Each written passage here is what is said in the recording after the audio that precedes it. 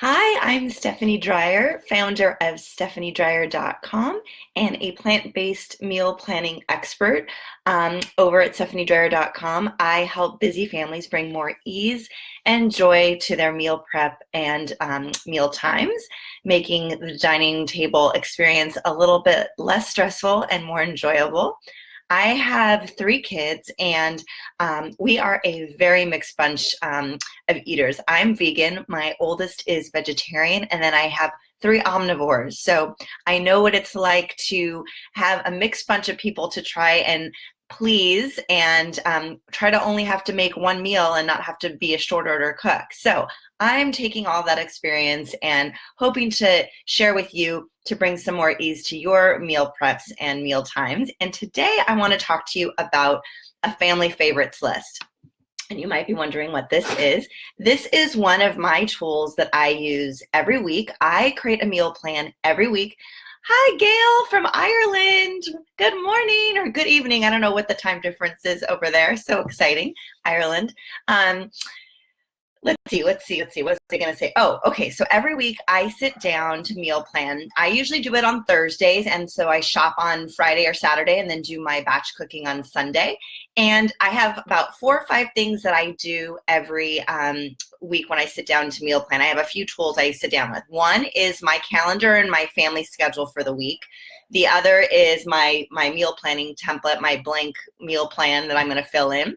I also take an inventory of my kitchen, and I have that with me, and I have my family favorites list. So what is this list? This is a running list of your family's favorite recipes, and it could be misses too, hits and misses, but I keep it to the hits. But you can also note on there things that are not hits so that you don't make them again, or if you're like me, I just delete them from my recipe library so that I don't even think or use them again. And what you want to do is keep a running list of what is popular with your family, what they like, to make it easy to pull from into your weekly meal plans. Half the time I am sitting down a meal plan, and even though I do this weekly and I have an amazing recipe library, I will be like, what should I cook this week? And I've got recipes pinned and I've got all the stuff, but sometimes you just want to plug in a few things that you know are going to work and that are going to be easy. And that goes for not just dinner, but breakfast and lunch, especially for me with my kids. Lunch, for some reason, is really hard for me to remember like what they like. What should I make this week? Because I'm one of those moms that doesn't want to make the same thing every day. They would probably be fine eating sandwiches the same thing every day, but I just get bored, so I like to mix it up. So I like to rotate stuff. So having this list is like, oh yeah, that's right, they love those pizza rolls and they love my sushi bowls or whatever, and I mix it up. So there's a few different ways you can organize this list, and I have a template for you, so hang on till the end. I put it up in the description, a link if you want to download that for free. But a few things I would suggest to organize it. One is to separate it by the meal. Like I just said, you want to track breakfast, lunch, and dinner because you're going to need ideas for all of those. And second, you obviously want to track it by family member. So whether you're including initials or you have a separate column for each family member, you want to make sure you know who likes what. And the reason I suggest this is I like to spread the love every week in my meal plans and rotate favorites. And it's really cute. I've been calling it out lately more than I used to, but I will at each meal throw something in that I know is one of my kids' favorites. Like on Friday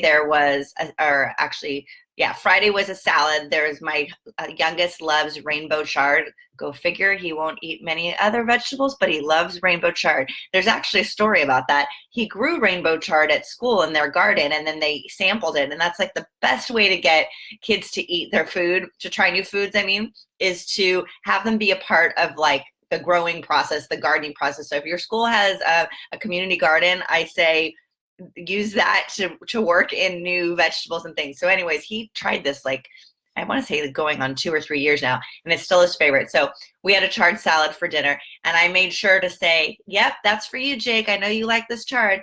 Earlier in the week, there's this other cruciferous salad that I make with Brussels sprouts and broccoli and cauliflower that my daughter would never eat otherwise, but there's this dressing that I put on there, and it's got avocado and capers and all that, and my Alex loves this salad. So when she saw we were having it for dinner, she got so excited, and I made sure to say, Alex, that's for you. I know it's your favorite. And just the smile that it brings them, and it makes them feel special. It makes them, I mean, you would think they would know, but it reinforces the thought and the love and the care you put into planning the meals for the week, and hopefully makes them even more appreciative when you are sitting down to eat.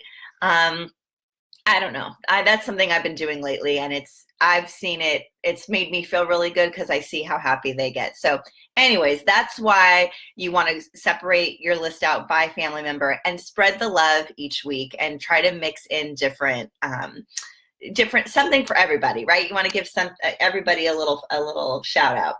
Another thing you want to include is the recipe source and the location. So if there's a recipe that you made that is a hit with somebody, or with the whole family, that even better, make sure you make it easy for yourself. You don't want to have to hunt down when you're making your meal plan and go, oh shoot, yeah, what was that recipe?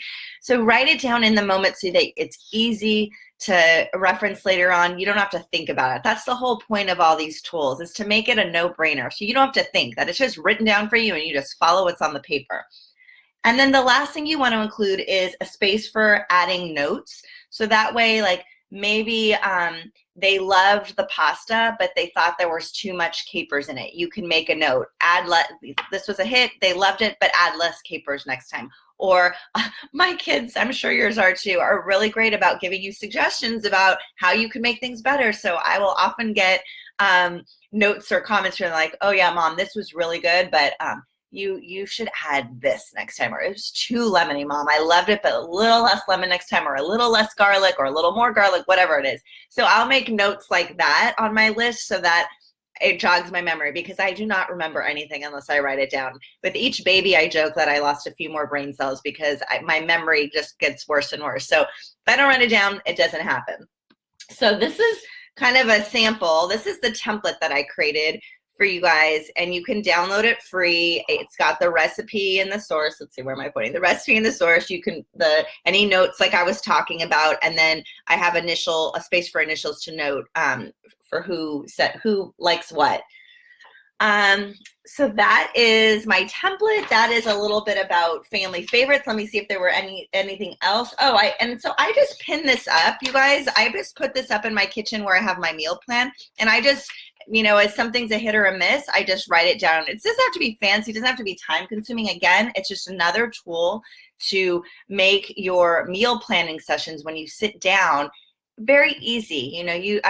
We're putting a lot of time and love into these meals, but we want to help ourselves out. So this is just another way to help ourselves out. So I would love to hear what you think about this list. If this is something that you do, or if maybe it's something you do subconsciously, or you organize it a different way, please share in the comments below.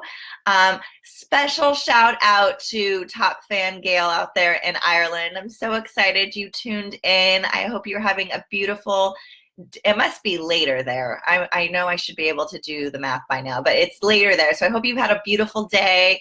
Sending much love to everyone. I hope you enjoy the rest of your Sundays, and I will see you again. I'm taking next week off. It's Memorial Day weekend. Early shout out, happy birthday to my dad. He's going to be 72 next week. Oh my gosh, I think it's 72. I was going to say 71. So I'm taking the weekend off because I'm going on a vacation for the first time, I think in like a year. I'm heading out of town to Santa Barbara. So I will actually probably be sharing some adventures on my Facebook stories and Instagram Live. So check that out. But I will be back the following Sunday, June 2nd at 11 a.m. And I'm going to be taking you through my meal planning process and some must-have tools that I use every week for creating my meal plan. I have a really fun partnership planned and some really cool meal planning tools that I'm going to share with you. So don't miss it. Be sure to check that out. We're going to have a lot of fun. It's going to probably be a 2 or 3 part Facebook Live series where I'm going to show you a few different tools over the course of 2 to 3 weeks. And I cannot wait. I'm really, really excited. I've been working on this for a little bit. So tune in 2 weeks. And until then, feel free to catch me on social media. And I hope to connect with you soon. Bye.